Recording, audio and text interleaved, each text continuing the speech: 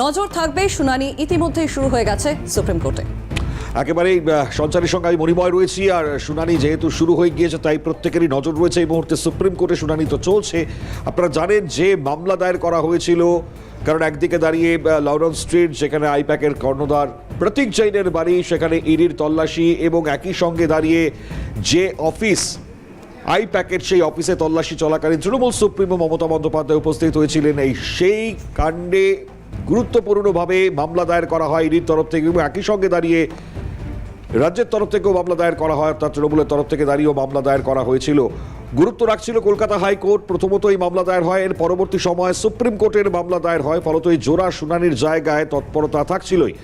আর এই তৎপরতা এই মুহূর্তে কোন জায়গায় রয়েছে সুপ্রিম কোর্টের ক্ষেত্রে অভিরূপা হাজরা আমাদেরকে বিস্তারিত জানাবেন। অভিরূপা, আপাতত মামলার শুনানি শুরু, কি আপডেট পাওয়া যাচ্ছে? মামলা শুরু হয়েছে আর কিছুক্ষণ আগে। মূলত এখন ইডির পক্ষের আইনজীবী তুষার মেহতা তিনি তার দাবি দাওয়া জানাচ্ছেন। মূলত যে ঘটনাটি সেদিন ঘটেছিল প্রতীক জৈনের বাড়ি এবং আইপ্যাকের অফিসে তদন্তকারী সংস্থা যেভাবে বাধার সৃষ্টি হয়েছিলেন, সেখানে মুখ্যমন্ত্রীর অবস্থান, শুধু মুখ্যমন্ত্রী না পুলিশ অফিসারদের অবস্থান সম্পর্কেও স্পষ্ট ধারণা সুপ্রিম কোর্টকে দিচ্ছেন তুষার মেহতা। এবং আইনজীবী তুষার মেহতা তিনি দাবিও করছেন যে এই ক্ষেত্রে এই ধরনের ভুলিবাসী এবং রাজ্যের এই ধরনের ব্যবহার এটা কখনোই কাম্য নয়। কারণ তদন্তকারী সংস্থা একটি ঘটনা তদন্তের জন্য তারা ওখানে গিয়েছিলেন, তো এই ধরনের ঘটনা কখনোই কাম্য নয়। তাই এগিয়ে তদন্তের প্রয়োজন রয়েছে বলে দাবি জানাচ্ছেন তুষার মেহতা। আপাতত বিচারপতি পুরো বিষয়টি শুনছেন, তবে ইডির মামলা আদতে গ্রহণযোগ্যতা আছে কিনা তিনি প্রথমে প্রশ্ন তোলেন বিচারপতি, এবং তারই উত্তরে তুষার মেহতা একাধিক তথ্যাদি আদালতের কাছে তুলে ধরছেন। কোন কোন দাবিগুলো গুরুত্ব রাখছে এক্ষেত্রে, অর্থাৎ যে আইনি লড়াইয়ের দিকে যাওয়া এর তরফ থেকে যোগাবে আগামী সময়টার জন্য, কি মনে হচ্ছে? দেখো, দাবি বলতে যে ঘটনা সেদিন ঘটেছিল প্রতীক জৈনের বাড়ি এবং আইপ্যাকের অফিসে যেভাবে মুখ্যমন্ত্রী মমতা বন্দ্যোপাধ্যায় ঢুকে গিয়েছিলেন, এবং শুধু তাই নয় পুলিশ অফিসারদের নিয়ে ঢুকেছিলেন এবং তথ্যাদি নিয়ে চলে এসেছিলেন। শাসক দলের অধিকার বা শাসক দলের তার যে সিনারিও সেটার যে শাসক দল তৈরি করেছিল সে নিয়ে মূলত আদালতকে জানানো হচ্ছে। এবং শাসক দল বলে কি এই বিষয়টি করা যায় এ নিয়েই প্রশ্ন তুলেছেন তুষার মেহতা। এবং আইনজীবী তুষার মেহতা তিনি বারবার জানাতে চেয়েছেন বিভাগীয় তদন্তের প্রয়োজন রয়েছে। যে ঘটনা তৃণমূলের অন্দরে হলো এবং কলকাতা হাইকোর্টে যখন প্রথম দিন মামলার শুনানি চলছিল সেই দিন বিচারপতিকে উঠে যেতে বাধ্য করা হলো, এত বেশি অনৈতিক কাজকর্ম করা হলো বা বিশৃঙ্খলার সৃষ্টি করা হলো, এই পুরো বিষয়টি এখন তুলে ধরা হচ্ছে সুপ্রিম কোর্টের কাছে। বেশ, একেবারেই ধন্যবাদ অভিরূপা। আমাদের সঙ্গে ফোন লাইনে ছিলেন প্রতিনিধি অভিরূপা হাজরা। এবং অন্যদিকে আজ আইপ্যাক কাণ্ডে ইডির মামলা শুনবে সুপ্রিম কোর্ট, এবং ইডির মামলার শুনানি আজ বেলা 11:30 নাগাদ, এবং ইতিমধ্যে এই শুনানি শুরু হয়ে গেছে। বিচারপতি প্রশান্ত কুমার মিশ্র এবং বিচারপতি মনুভাই পাঞ্চলির বেঞ্চে এই শুনানি ইতিমধ্যেই চলছে। এবং জানিয়ে রাখি, এবার রাজীব কুমারকে অপসারণের আর্জি ইডির।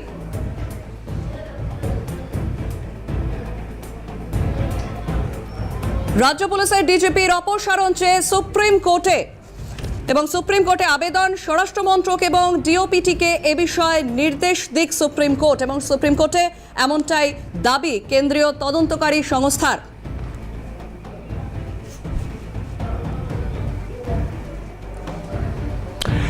একেবারে সঞ্চারী যেটা জানাচ্ছিল, রাজীব কুমারের এই ক্ষেত্রে দাঁড়িয়ে খুব গুরুত্ব রাখে, কারণ এর আগেও অতীতেও রাজীব কুমার তদন্ত অসহযোগিতা করেছেন বলে ইডির তরফ থেকে দাবি করা হয়েছে। এবং এই অসহযোগিতার জায়গা এই মুহূর্তে দাঁড়িয়ে যেটা বারবার শাসক দলের তরফ থেকে বারবার অভিযোগ করা হয়েছিল যে যত নির্বাচন সামনে এগিয়ে আসে তত এই ধরনের চাপ বাড়ে। ফলত এজেন্সির তরফ থেকে এই চাপ বাড়ানো আখেরে দাঁড়িয়ে এক্ষেত্রে কোন দিক নির্দেশ করবে তা তো অবশ্যই দেখবার। এর আগে আপনাদের মনে থাকবে যে রাজ্যের বিরোধী দলনেতা শুভেন্দু অধিকারী ব্যাগ গোছাবার নির্দেশ দিয়েছিলেন রাজীব কুমারকে। ফলত সেই সময়ের এই মন্তব্য বেশ কয়েকদিন আগেই এই মন্তব্য করেছিলেন তিনি। আর ইতিমধ্যেই ইডির তরফ থেকে যে আবেদন এবং সুপ্রিম কোর্টে এই মুহূর্তে এই বিষয়ে আবেদন জানানো, এটার গুরুত্ব কতটা রাখবে তা কিন্তু অবশ্যই দেখবার সঞ্চারী। একেবারে। আর এই গোটা বিষয় নিয়ে আমরা ফোন লাইনে কথা বলেছিলাম বিজেপির সঙ্গে, এবং বিজেপির তরফ থেকে সজল ঘোষ, তার সঙ্গে কথা বলেছিলাম। কি প্রতিক্রিয়া সজল ঘোষের শুনুন। বলবো শুধু রাজীব কুমার কেন, ওয়াই নট সেপিং, পুলিশ কমিশনারের বিরুদ্ধেও অ্যাকশন নেওয়া উচিত। আমি জানি না এটা শুধু সুপ্রিম কোর্টের নেওয়া মানে তত্ত্বাবধানে হওয়া উচিত কিনা, স্বরাষ্ট্র মন্ত্রকের বিরুদ্ধে ব্যবস্থা নেওয়া উচিত। স্বরাষ্ট্র মন্ত্রকের সরাসরি এ ব্যাপারে হস্তক্ষেপ করা উচিত। রাজীব কুমার কোন ন্যায় নীতি কোন পুলিশের প্রতীক নয়।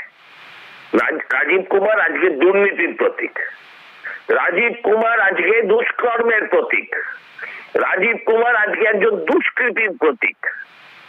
এরকম যদি ডিজি হয়, এই যদি পুলিশের মাথা হয়, তাহলে দেহের অবস্থাটা ভাবছেন? এই যদি সিপি হয়, তাহলে কলকাতা পুলিশ, যাকে সেকেন্ড স্কটল্যান্ড ইয়ার্ড বলা হতো, তার অবস্থাটা ভাবছেন? সুপ্রিম কোর্ট নির্দেশ দিক, তাছাড়াও স্বতঃপ্রণোদিত ভাবে স্বরাষ্ট্র মন্ত্রকের বিরুদ্ধে ব্যবস্থা দিক, এটাই আমার দাবি। রাজীব কুমারকে অপসারণের যে আরজিডির তরফ থেকে করা হয়েছে, এক্ষেত্রে দাঁড়িয়ে শাসক দলের তরফ থেকেও প্রতিক্রিয়া সামনে এসছে। তৃণমূল মুখপাত্র তন্ময় ঘোষ, তার সঙ্গে আমরা টেলিফোনে কথা বলেছিলাম, তার কি মন্তব্য এই শুনুন। তো পুরো বিষয়টা নিশ্চিতভাবে যখন আদালতের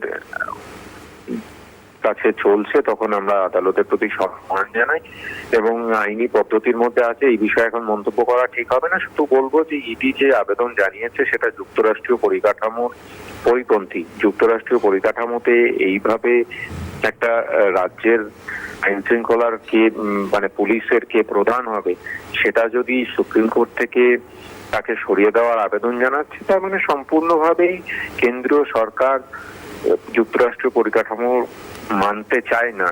পুরো বিষয়টাকেই তারা ধ্বংসের পথে নিয়ে যেতে চলেছে, সেটারই প্রতিফলন করছে।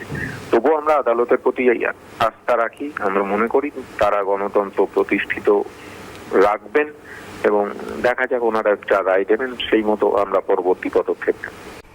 এবং এই গোটা বিষয় নিয়ে একাধিক রাজনৈতিক প্রতিক্রিয়া উঠে এসেছে। শতরূপ ঘোষ, সিপিএম নেতা, কি বলছেন ফোন লাইনে কথা বলেছিলাম, শুনুন।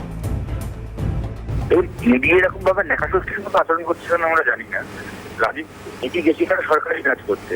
রাজীব কুমার বা যে হরিদাসবাদী হয়ে থাক না কেন, তারা যদি একটা সরকারি কাজে বাধা দিয়ে থাকে, তাহলে ইডির কাজটা কি? তাকে গ্রেফতার করা, তার বিরুদ্ধে ব্যবস্থা নেওয়া, নাকি তার অপসারণ সুপ্রিম কোর্টে গিয়ে কান্নাকাটি করা? আর রাজীব কুমারের বদলে আপনি যদি কাজটা করতেন, কোথাও ইডি রেড হচ্ছে, সেখানে কি আপনি কান্নাকাটি করলেন? তাহলে ইডি কি করতো? আপনাকে সিএল থেকে সাসপেন্ড করার সুপ্রিম কোর্টে যেত, নাকি আপনাকে সেখান থেকে ডিটেইন করতো? আপনার জন্য এক নিয়ম, আমার জন্য এক নিয়ম, আর রাজীব কুমারের জন্য আলাদা করার নিয়ম রয়েছে নাকি? এবং ইডি সুপ্রিম কোর্টে যাচ্ছে না কেন? ইডি নিজেও কেন্দ্রীয় সরকারি সংস্থা, আর রাজীব কুমার একজন আইপিএস মানেও সে সরাসরি কেন্দ্রীয় সরকারের কর্মচারী, সে রাজ্যে ডেপুটেড আছে। এটা অনেকে জানেন না, এটা অনেকে সময় মনে রাখেন না। আমাদের রাজ্যে একজন আইপিএস, সে পুলিশে কাজ করছে, পুলিশে আছে মানে সে পশ্চিমবঙ্গ সরকারের কর্মচারী নয়। সে পুলিশে যারা আছে, যারা কলকাতা পুলিশে আছে, তারা হচ্ছে রাজ্য সরকারি কর্মচারী। কিন্তু যে কোনো আইপিএস অফিসার, আইএএস অফিসার, যারা কেন্দ্রীয় সরকারি কর্মচারী, তারা রাজ্যে ডেপুটেড রয়েছে। ইডির মালিকও কেন্দ্রীয় সরকার, রাজীব কুমারের মালিকও কেন্দ্রীয় সরকার। তাহলে ইডি সরাসরি কেন্দ্রীয় সরকারের মাধ্যমে কেন রাজীব কুমারকে অপসারণ করাচ্ছে না, সাসপেন্ড করাচ্ছে না, যা করণীয় করাচ্ছে না? কোর্টে কি কান্নাকাটি করছে? ইডির কাজটা কি তাহলে? গুরুত্ব রাখে অবশ্যই। এক্ষেত্রে দাঁড়িয়ে লাগাতার টেলিফোনিক প্রতিক্রিয়া আপনাদেরকে শোনাচ্ছিলাম রাজীব কুমার প্রসঙ্গে। আর এদিকে দাঁড়িয়ে আইপ্যাক মামলার যে শুনানি এই মুহূর্তে সুপ্রিম কোর্টে চলছে, 11:30টার কাছাকাছি সময়ে এই মামলার শুনানি ইতিমধ্যে শুরু হয়ে গিয়েছে এবং সেখানে সলিসিটর জেনারেল তুষার মেহতা ইডির তরফ থেকে উপস্থিত রয়েছেন। এই মুহূর্তে দাঁড়িয়ে বেশ কিছু আপডেট আমরা পাচ্ছি সুপ্রিম কোর্টের এই শুনানি প্রসঙ্গে। যে জায়গায় দাঁড়িয়ে প্রথমত তল্লাশিতে বাধা, মুখ্যমন্ত্রীর ইডির তরফ থেকে যে সওয়াল এই মুহূর্তে করা হচ্ছে, ইডির হয়ে তুষার মেহতা তিনি সওয়াল করেছেন। খুবই তাৎপর্যপূর্ণ ঘটনা। মুখ্যমন্ত্রী তল্লাশি অভিযানে গিয়ে বাধা দিয়েছেন, বারবার তদন্তে বাধা দেওয়া হচ্ছে। এর আগে তদন্তে বাধা, ধর্নায় বসে গিয়েছেন। এটা কোট আনকোট বক্তব্য, যেটা ইডির তরফ থেকে সওয়াল করা হচ্ছে। আরও একবার বলছি, ইডির তরফ থেকে যে সওয়াল করা হচ্ছে সেই কোট আনকোট বক্তব্য আপনাদেরকে জানাচ্ছি।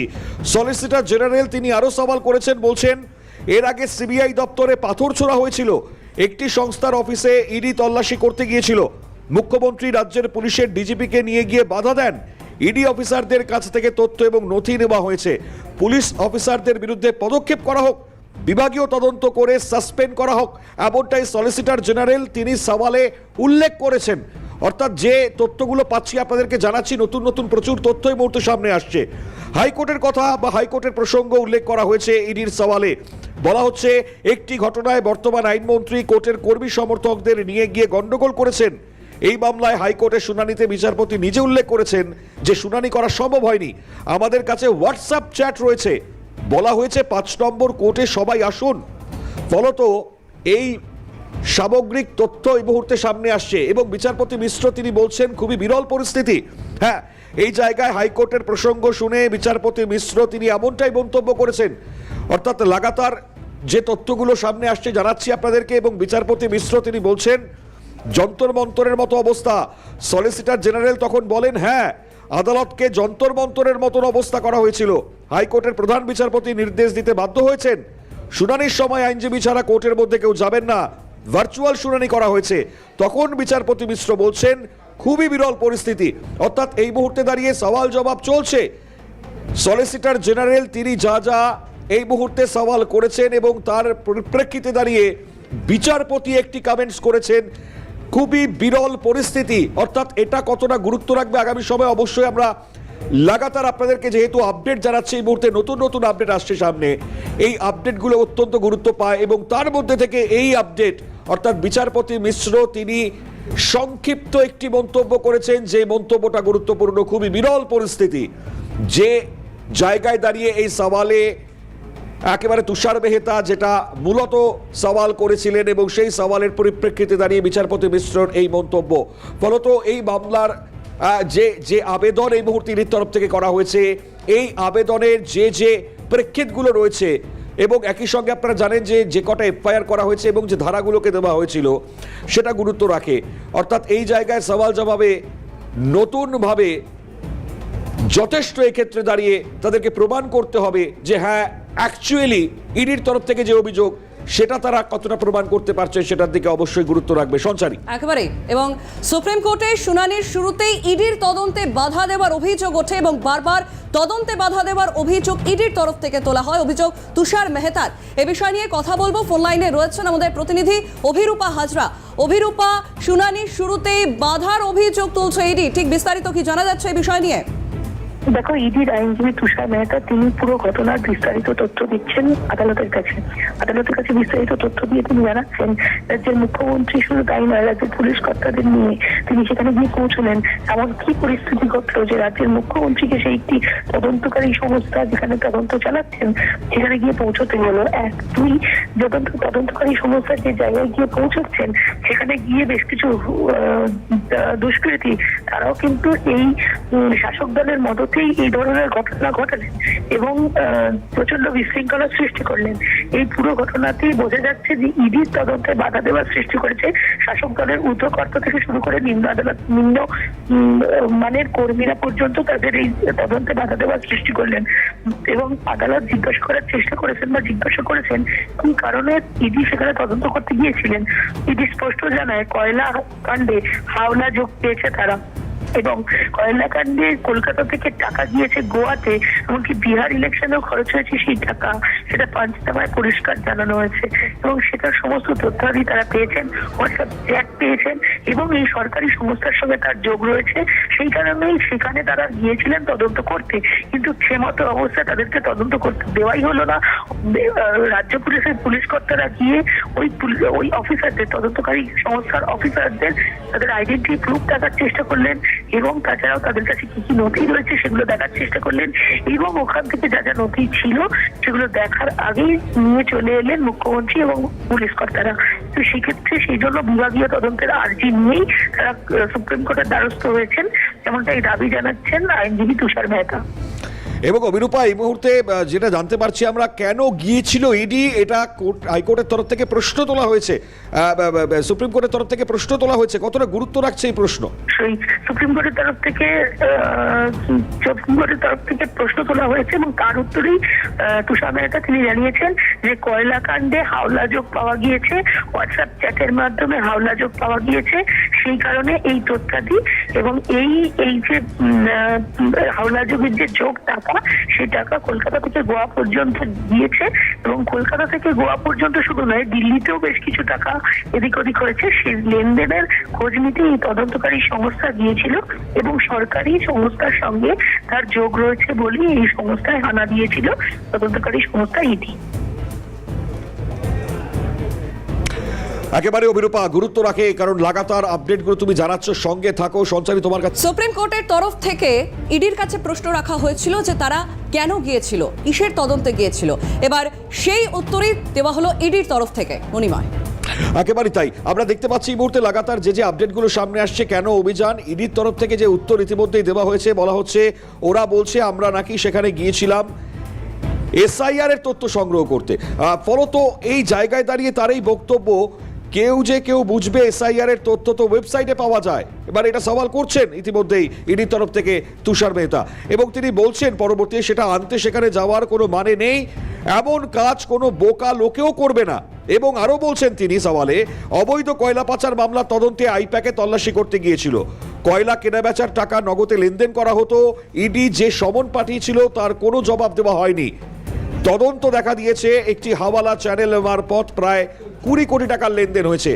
আপনারা জানেন, যখন এক্ষেত্রে দাঁড়িয়ে এই মামলা যখন সুপ্রিম কোর্টে যখন পর্যবেক্ষণের জায়গায় নিয়ে আসতে গেল ইডির তরফ থেকে, যে জায়গায় সেখানে ঠিক এই অভিযোগকে সামনে কিন্তু তারা তুলে ধরেছিলেন। ফলত এটা খুব গুরুত্ব রাখা হয়তো সঞ্চারী, যে বক্তব্য এই মুহূর্তে ইডির তরফ থেকে সওয়ালে তুষার মেহতা করছেন। একেবারে মণিময়, আমরা একটু পেছন দিকে তাকাই। অর্থাৎ এই গোটা ঘটনার সূত্রপাত যেখান থেকে 8ই জানুয়ারি, যখন আইপ্যাকের কর্ণধার প্রতীক জৈনের বাড়িতে ইডির রেড, এবং সেই সময় পৌঁছলেন তৃণমূল সুপ্রিমো মমতা বন্দ্যোপাধ্যায়। প্রতীক জৈনের বাড়ি থেকে বেরিয়ে আসার পর ঠিক কি বলেছিলেন মমতা বন্দ্যোপাধ্যায়, একবার রাখবো আপনাদের সামনে, শুনুন। To collect all of our party hard disk, the candidate list, the party strategy, the party plan. Is it the duty of the ED and Amit Shah, the nasty home minister, the naughty home minister, who cannot protect the country, and is taking away all my party documents? If I raid the BJP party office, what will be? What will be the result? They didn't have any guards. One side the SIR case, they are deleting all the names of the Bengal people. More than 2 crore people, 1.5 crore people are being called. 54 lakhs are being deleted without any asking their details. They are using WhatsApp only, and because of election they are collecting all my information of my party. देखो मैंने सब लेके आया, because I rang up Pratik, because he is the in charge of my party.